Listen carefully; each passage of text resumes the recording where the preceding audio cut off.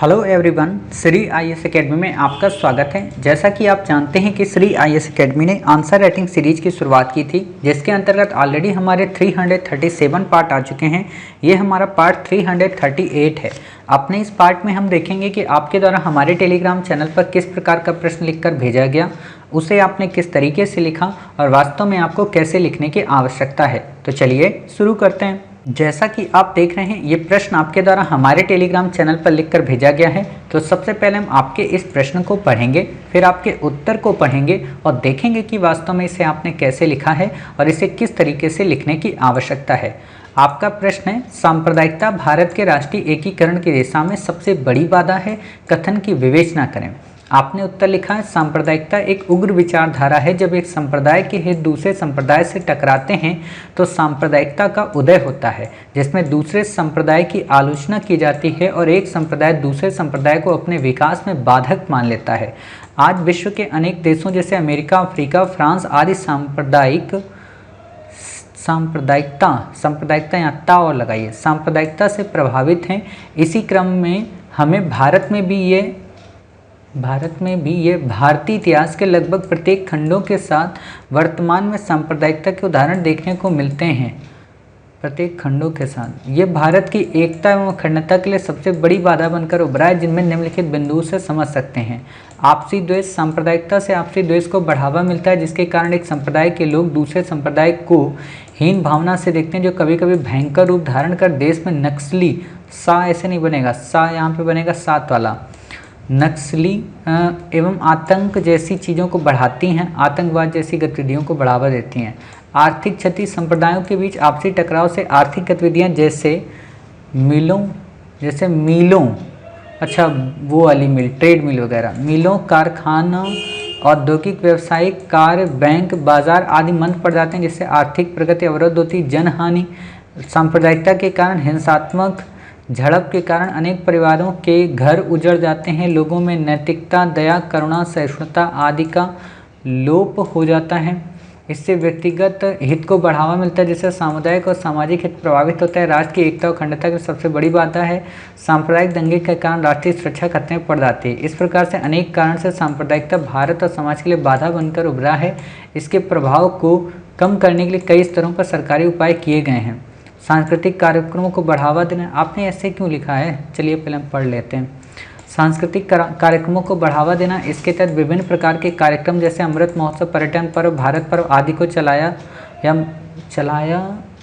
मनाया जा रहा, अच्छा ऑब्लिक है।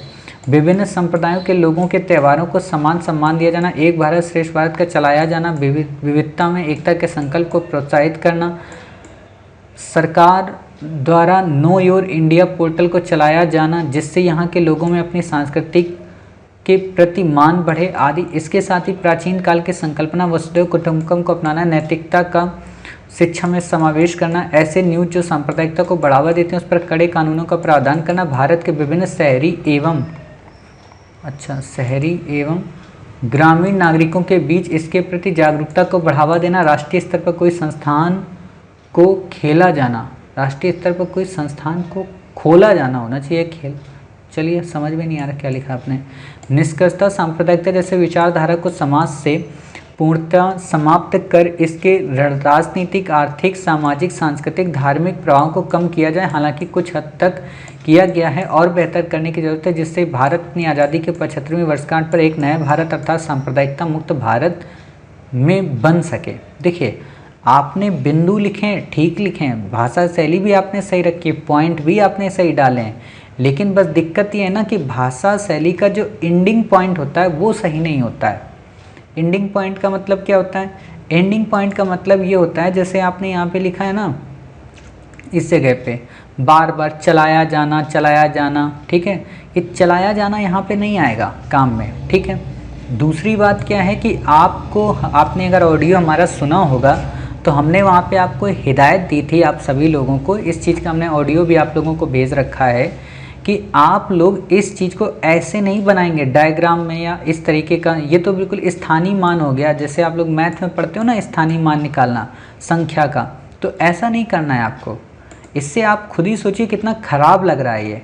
आपको नहीं लग रहा है दिखने में कितना ख़राब लग रहा है? आप देखिए, आप लोग ये सोचा करिए, आप देश की सबसे बड़ी सेवा में तैयारी करने जा रहे हो, ठीक है, और उस देश की सबसे बड़ी सेवा की सबसे खास वजह जानते हैं क्या है? डिसिप्लिन होना, हर एक चीज़ में डिसिप्लिन होना, अनुशासन जिसको बोलते हैं। मतलब एक पॉलीथीन बिना आप कहीं फेंक नहीं सकते हैं, तो आप ये कैसे उम्मीद कर सकते हैं कि आप अपने उत्तर को कुछ कैसा भी लिख दें? यूपीएससी कतई नंबर नहीं देगी। आप लोग हजारों बच्चों के रिजल्ट को देखिए, बैक ईयर के हिंदी मीडियम का रिजल्ट आता क्यों नहीं, इसको देखिए। और आपको पता होना चाहिए कि विगत 7 वर्षों में मैंने सिर्फ इसी पर पीएचडी की है कि आखिरकार हिंदी मीडियम का रिजल्ट क्यों नहीं आता है।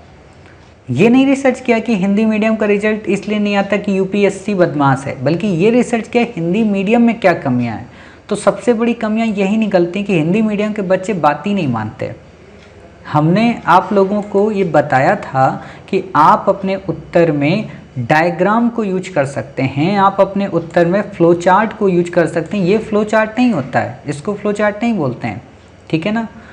यहाँ तक कि हमने आपको ये भी बताया था कि आप फ्लो चार्ट का पहले में पॉइंट में यूज करें, दूसरे को आप पैरा में लिखें, ठीक है। आपको अगर दिक्कत थी तो आप यहाँ पे पॉइंट में ही लिख देती, ठीक है ना।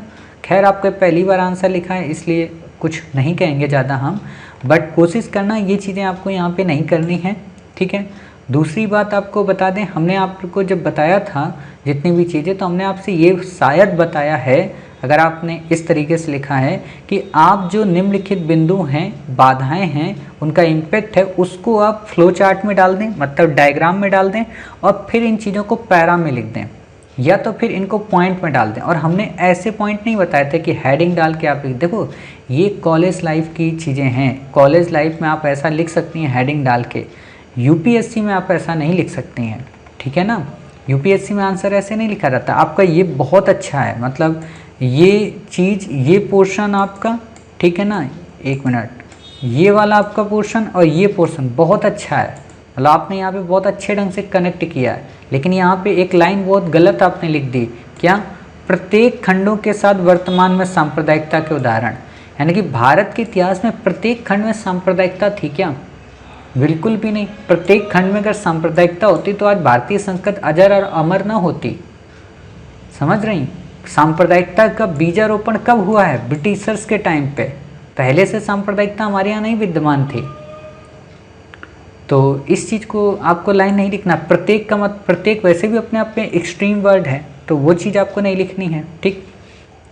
इसके अलावा आप इन हेडिंग्स को थोड़ा सा सही से सुधारिए, और ये चीज़ें आपको ऐसे नहीं बतानी। ये देखो बहुत बेसिक जानकारी हो गई। यूपीएससी बहुत बेसिक नहीं कहती है, मैंने ऑलरेडी आप लोगों को बता रखा है कि यूपीएससी कहती है कि आप हमारे पास आंसर रिग के अंतर्गत मत लिखें, मतलब रिलेवेंट पॉइंट ही लिखें, ठीक है। सॉरी, रिपीट ना करें अपनी बातों को, जैसे आपने आगे रिपीट किया अभी दिखाएंगे। इरेलेवेंट तथ्य ना डालें, मतलब ऐसे कोई तथ्य ना डालें जिनका दूर दूर तक उससे संबंध ना हो, और ज़्यादा जनरलाइज होकर ना लिखें। जैसे ये आपका उत्तर यहाँ से पूरा जनरलाइज है, बिल्कुल सामान्य है, जैसे एक नॉर्मल, मतलब छोटा सा बच्चा कोई लिख रहा हो। सोचो अगर हम आप किसी बच्चे से कहेंगी कि सांप्रदायिकता पे लिखो, तो वो भी तो ऐसे लिख सकता है ना। तो फिर एक कलेक्टर में और एक आम इंसान में क्या डिफरेंस रहा? कलेक्टर के हिसाब से लिखो। मतलब हम तो सोचते हैं आपको नाम सुनना चाहिए कायदे से, पद, कलेक्टर आप बनने जा रहे हो। कलेक्टर मतलब हर चीज़ में डिसिप्लिन हो, बेहतर से बेहतर अपना देने की कोशिश करें, ठीक है ना। तो वो काम करिए। तो ये चीज़ें आप थोड़ा सुधारिए, थोड़ा यहाँ पे लैंग्वेज को और अच्छा करिए।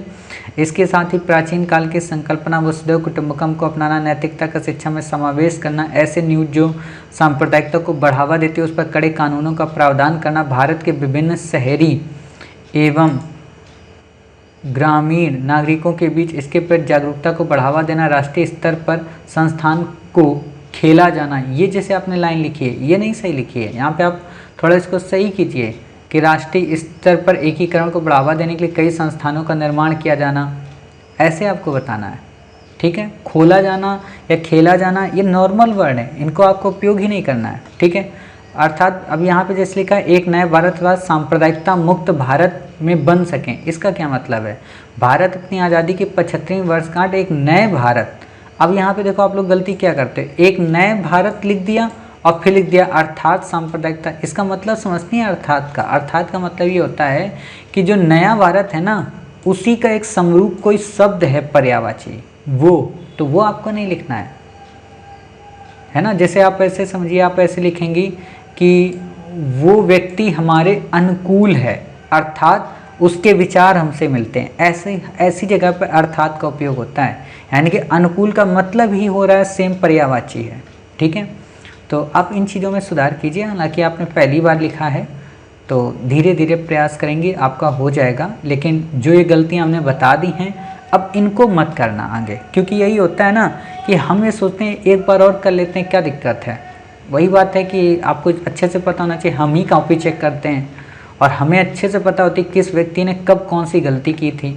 तो अगर आप रिपीट करेंगे तो फिर अच्छा नहीं लगेगा ना, ठीक है। और बाकी आप यकीन मानना कि आप कलेक्टर भले बनने जा रही होंगी, लेकिन आप पर नज़र हमारी बहुत तेज़ रहेगी। आप कोई भी अगर मिस्टेक करेंगे हमें पता चल जाता है, ठीक है, क्योंकि आप जिसकी तैयारी कर रहे हो उसमें हम बच्चों को तैयार करा रहे हैं, ठीक है। उम्मीद है आप समझ गए होंगी कैसे आपको अपने प्रश्न को लिखना है, किस तरीके से भाषा शैली को अच्छा बनाना है।